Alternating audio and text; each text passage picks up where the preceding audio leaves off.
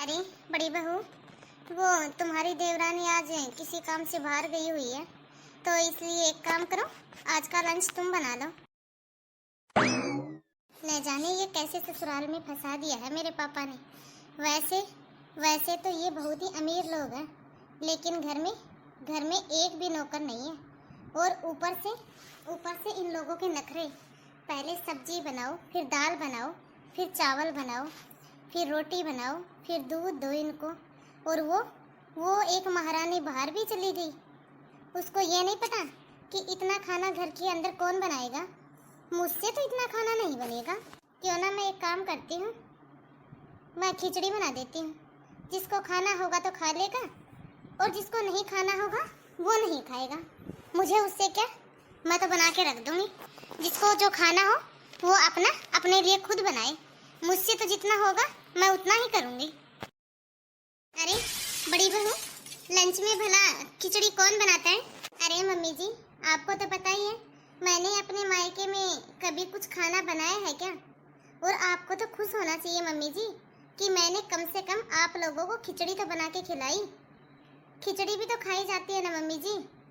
Mummy जी, मेरे मायके में ना, मेरे घर में नौकर चाकर काम करते हैं, हम लोग नहीं करते। अरे यहाँ भी तो नौकर ही काम करते हैं ना। एक खाना ही तो बनाती हो तुम लोग। पूरे घर की सफाई कौन करता है? नौकरी करता है ना। पूरे घर में झाड़ू पोछा कौन लगाता है? नौकरी तो लगाता है। अच्छा तो मम्मी जी, एक काम कीजिए, जब एक नौकर इतना काम कर ही रहा है तो क्यों ना एक कुक भी रख लेते हैं घर में। कम से कम वो टाइम टू टाइम खाना तो बना के खिला देगा। अब ऐसा है मम्मी जी, मुझसे तो खाना नहीं बनेगा, और ना ही मैं कोई गरीब घर से हूँ, और ना ही मैं किसी किसान या मजदूर की बेटी हूँ। मेरे पापा बहुत बड़े बिजनेसमैन है मम्मी जी। देख बहू, कान खोल के सुन ले, खाना बनाने के लिए मैं घर में कभी भी नौकर नहीं रखूंगी। जब घर के अंदर दो दो बहुएं हैं तो वो क्या काम करेंगी जब खाना ही घर में नौकर बनाएगा? तो सारा दिन तुम लोगों को काम ही क्या है बहू? बहू, तू एक काम कर, तुझसे खाना नहीं बन रहा ना, छोड़ दे, मैं अपने आप बना लूंगी। तू एक काम कर, तू बाहर चली जा, खाना मैं देख लूंगी। अरे बड़ी बहू, ये क्या, तुम चप्पल पहन के किचन में काम कर रही थी? हाँ मम्मी जी, क्योंकि मैं स्लीपर के बिना ज्यादा देर तक खड़ी नहीं रह पाती हूँ। अरे तो बहू, जब तू स्लीपर के बगैर नीचे फर्श में नहीं चल सकती तो कम से कम मैट ही बिछा लेती। तुझे पता नहीं है क्या, छोटी बहू किचन में चप्पल लाना पसंद नहीं करती है। अरे वो तो किचन को भी मंदिर समझती है, और मंदिर के अंदर भला स्लीपर कौन पहन के आता है? मम्मी जी, ऐसे तो वो टेलर की बेटी पूरे घर को मंदिर बता देगी। फिर क्या मैं पूरे घर में चप्पल नहीं पहनूंगी, नंगे पैर घूमती रहूंगी पूरे घर में? बड़ी बहू, सबसे पहले तो तू छोटी बहू को मजदूर या किसान की बेटी बोलना बंद कर। तो मम्मी जी, अब आप ही बता दीजिए, उसको मैं किसान की बेटी नहीं बोलूं तो क्या फिर पायलट की बेटी बोलूं? क्या बोलूं अब उसे? जब वो किसान की बेटी है तो उसे किसान की ही बेटी ना बोलूंगी? देखो बहू, तुम याद रखना, तुम दोनों के मायके में गरीब और अमीर होंगे। तुम्हारे मायके वाले भले ही अमीर और गरीब हैं, लेकिन यहाँ ससुराल में तुम दोनों का एक समान अधिकार है। मेरे लिए तुम दोनों बहुएं एक समान हो। ना ही तो कोई गरीब है और ना ही कोई अमीर है। उसका भी इस घर के ऊपर उतना ही अधिकार है बड़ी बहू, जितना कि छोटी बहू का। मुझे इस बात से कोई भी फर्क नहीं पड़ता है कि छोटी बहू गरीब घर से है और बड़ी बहू अमीर घर से है। मेरे लिए तुम दोनों एक समान हो। बहू, आगे से तुम ध्यान रखना, छोटी बहू से तुम ऐसे बदतमीजी से बातें नहीं करोगी, तुम्हें पहले ही बता देती हूँ। चाहे तो तुम पूरे घर में कारपेट बिछवा लो, लेकिन तुम चप्पल पहन के कभी भी किचन में नहीं आओगी। तुम्हें आज मैं लास्ट बार बता रही हूँ, जब भी किचन में आओगी ना, चप्पल बाहर उतार के आओगी। अरे मम्मी जी, किचन में आना ही कौन चाहता है? मैं तो किचन में आना तो दूर, किचन की ओर देखना भी पसंद नहीं करती। आप चिंता मत कीजिए मम्मी जी, मैं किचन में आऊंगी ही नहीं। ये देखो, ये हैं ऊंचे घर की लड़कियों के संस्कार। लेकिन आज मेरी समझ में एक बात तो आ गई, संस्कार कभी भी अमीर और गरीब देखकर नहीं आते। अरे जेठानी जी, ये क्या, आपने लड्डू जूठे कर दिए? अभी तो मैंने भगवान जी को भोग भी नहीं लगाया है। अरे तो इसमें मेरी गलती थोड़ी ना है, इसमें तो तुम्हारी गलती है ना। जब तुमने लड्डू बना ही लिए थे तो सबसे पहले तुझे भगवान जी को भोग लगाना था ना।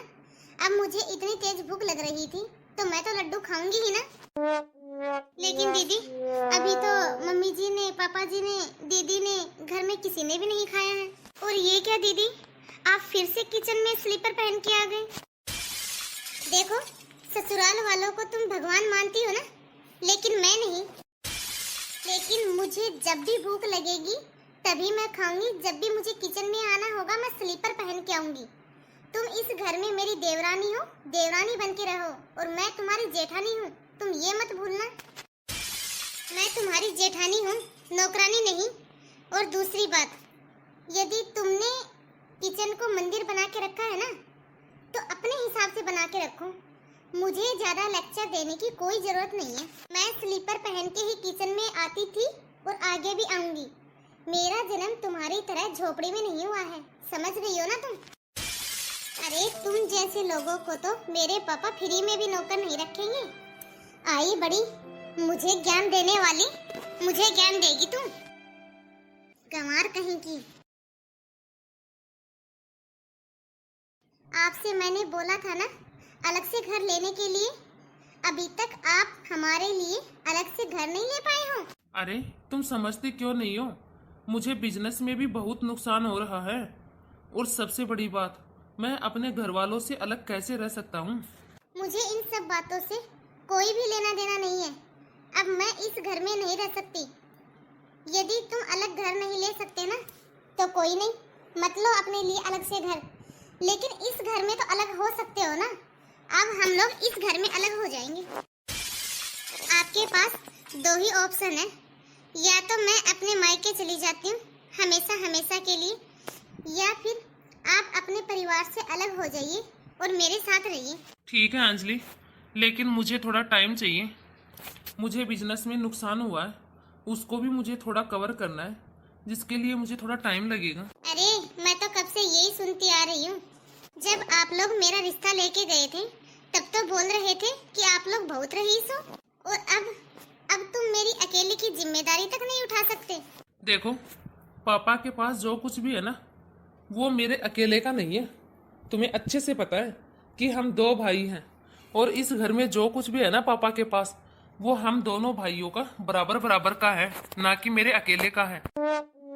मुझे बिजनेस में लॉस हो रहा है, इसके लिए मैं अपने परिवार वालों को परेशान थोड़ी ना करूंगा, और ना ही मैं यह चाहता हूँ कि तुम परेशान हो।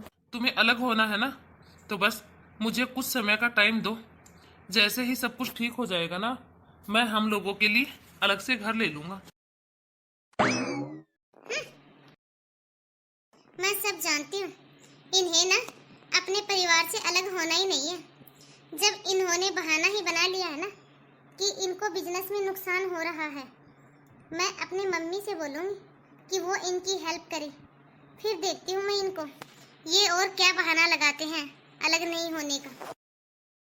Hello mummy. हाँ बेटा बोल। अरे मम्मी क्या हो गया, आप रो क्यों रहे हो? अंजलि बेटा, हम बर्बाद हो गए, हम लोग बहुत बर्बाद हो गए बेटा। तुम्हारे पापा के बिजनेस में बहुत ज्यादा लॉस हो गया। क्या मम्मी? हाँ बेटा, सुनना, दामाद जी से कहना ना कि वो हमारी थोड़ी मदद करेंगे। तुम्हारे पापा जब से दिल्ली गए हैं ना, उनको पता चला है कि उनके बिजनेस में बहुत लॉस हो गया है। तेरे पापा ने जिन जिन से कर्जा लिया था ना, और जब से उन लोगों को भी पता चला है कि उनको बिजनेस में लॉस हो गया है, वो अपना पैसा वापस लेने के लिए रोज घर पे आते हैं बेटा। अब तो घर से बाहर निकलना भी मुश्किल हो रहा है बेटा। क्या मम्मी? हाँ बेटा, हाँ, हम लोग बहुत परेशान हो रहे हैं बेटा। ये सब क्या हो रहा है? मेरे मम्मी पापा इतनी परेशानी में है, लेकिन मैं कैसे हेल्प करूं? इनका तो खुद का बिजनेस में लॉस हो रहा है। अब मैं क्या करूं? घर में तो मैं किसी से अब कुछ कह भी नहीं सकती, क्योंकि मैं सबके साथ इतनी बदतमीजी से जो पेश आती हूँ, और इनसे भी मैं कुछ नहीं कह सकती, क्योंकि इनके साथ भी मैंने अभी झगड़ा किया है। इनसे भी मैंने गुस्से से बात की है। और यदि घर में सबको पता चला कि मेरे मम्मी पापा इतने परेशान हैं, तो मेरे घर में इंसल्ट हो जाएगी। अब क्या करूं मैं? मेरे मम्मी पापा की मैं कैसे हेल्प करूं? मुझे तो कुछ भी समझ में नहीं आ रहा। अब मैं करूं तो क्या करूं? किससे मदद मांगूं मैं? हम तो आपका शुक्रिया करने के लिए आए हैं समधन जी। अरे समधन जी, इसमें शुक्रिया करने की कौन सी बात है? मुसीबत में तो परिवार वाले ही परिवार वालों के काम आते हैं। नहीं बहन जी, आपका एहसान तो हम लोग जिंदगी भर नहीं भूलेंगे। अरे बहन जी, आपने तो हमारा ऐसे टाइम पे साथ दिया है जहाँ पे किसी ने भी हमारा साथ नहीं दिया। सब लोगों ने हमारा साथ छोड़ दिया था। ये कैसी बातें कर रहे हैं भाई साहब आप? अपने ही तो अपनों के काम आते हैं। भगवान ना करे यदि कल को हमें किसी चीज की जरूरत होगी तो क्या आप हमारी मदद नहीं करोगे? ये रिश्ते नाते घर परिवार इसीलिए तो जरूरी होते हैं ना भाई साहब, ताकि मुसीबत के समय एक परिवार दूसरे परिवार के काम आ सके। हमारी बेटी भी बहुत खुश नसीब है बहन जी, जिसको आपके घर के जैसा ससुराल मिला और आप जैसी सास मिली। अच्छा तो बहन जी, अब हम लोग चलते हैं। ठीक है भाई साहब, अब आगे किसी न किसी दिन तो अच्छे से टाइम निकल के आना, ऐसे जल्दबाजी में मत आना। सब लोग बैठ के आराम से बातचीत करेंगे। ठीक है बहन जी। अच्छा तो बेटा, अब हम लोग चलते हैं। फिर किसी दिन आएंगे टाइम निकाल के, फिर आराम से बैठ के बातचीत करेंगे। तब तक तुम अपना और अपने परिवार का अच्छे से ख्याल रखना बेटा। आज समझ में आया बेटा, परिवार से बढ़कर कुछ भी नहीं होता। मेरे कुछ समझ में नहीं आ रहा, ये सब क्या हो रहा है? और ये कैसी मदद? कौन सी मदद की बात कर रहे थे मम्मी पापा? मेरे तो कुछ भी नहीं समझ में आ रहा। अब आप मुझे कुछ बताओगी भी या नहीं? अरे अंजलि, तुम्हारे पापा का बिजनेस में लॉस हुआ था ना, उसके सारे पैसे मम्मी पापा ने दिए हैं, यानी कि तुम्हारे सास ससुर ने, जिनसे तुम अलग होना चाहती थी। लेकिन आपको कैसे पता कि मेरे पापा का बिजनेस में इतना लॉस हुआ है? मैंने तुम्हारी सारी बातें सुन ली थी जब तुम अपनी मम्मी से फोन पे बातें कर रही थी। तुम्हें हमेशा ऐसा ही लगता है ना कि तुम्हारे ससुराल वाले तुम्हें पसंद नहीं करते हैं। तुम ससुराल वालों को बोझ समझती थी ना, लेकिन सही बात तो ये है अंजलि, ससुराल वाले या फिर सास ससुर कभी भी बोझ नहीं होते हैं। मुसीबत के समय में अपने ही अपनों के काम आते हैं। जब भी बच्चे मुसीबत में होते हैं ना, तो वो माँ बाप ही होते हैं जो कि बच्चों को मुसीबत से बाहर निकालते हैं। अगर तुम अकेली रह रही होती, परिवार के साथ नहीं होती, तो इतनी बड़ी मुसीबत में कौन साथ देता? प्लीज प्लीज मुझे माफ कर दीजिए, मुझसे बहुत बड़ी गलती हो गई। आप मुझे माफ कर दीजिए। आज मुझे एहसास हो रहा है कि मुझसे कितनी बड़ी गलती हुई है।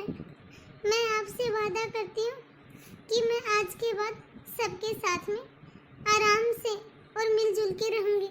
देखो अंजलि, मैं नहीं चाहता कि तुम ऐसे घुट घुट के रहो। यदि तुम्हें कोई परेशानी है ना, तो तुम मुझे वह परेशानी बताओ, मैं तुम्हारी परेशानी का हल निकालूंगा। ऐसे तो मैं भी नहीं चाहता कि तुम घुट घुट के जियो। मुझे कोई भी परेशानी नहीं है, लेकिन मैं अपने मायके की चकाचौंध में रिश्ते नाते सब कुछ भूल गई थी। मुझे अपने पापा का अमीर होने पे बहुत घमंड था, लेकिन अब मुझे समझ में आ गया है कि राजा को भी भिखारी होने में ज़्यादा टाइम नहीं लगता। मैं अपने मायके वालों की चकाचौंध में बहक गई थी। उस चकाचौंध के सामने मुझे कुछ भी नहीं दिखाई नहीं देता था, लेकिन अब मुझे सब कुछ समझ में आ गया है। तो हेलो गाइस, कैसे हो आप? आई होप आप सभी अच्छे ही होंगे। तो आप सभी को इस कहानी का पार्ट 2 कैसा लगा, कमेंट बॉक्स में कमेंट करके अपनी राय ज़रूर दें, और ज़्यादा से ज़्यादा इस वीडियो को लाइक और शेयर करें, क्योंकि आपके एक लाइक और एक शेयर से हमारा भी मोटिवेशन बढ़ता है। और यदि अभी तक आपने हमारे इस चैनल को सब्सक्राइब नहीं किया हो, तो फटाफट से बेल आइकन दबा के चैनल को सब्सक्राइब करें। तो बाय दोस्तों, अब मिलते हैं अगले वीडियो में। तब तक आप इस वीडियो को देखिए और एंजॉय कीजिए।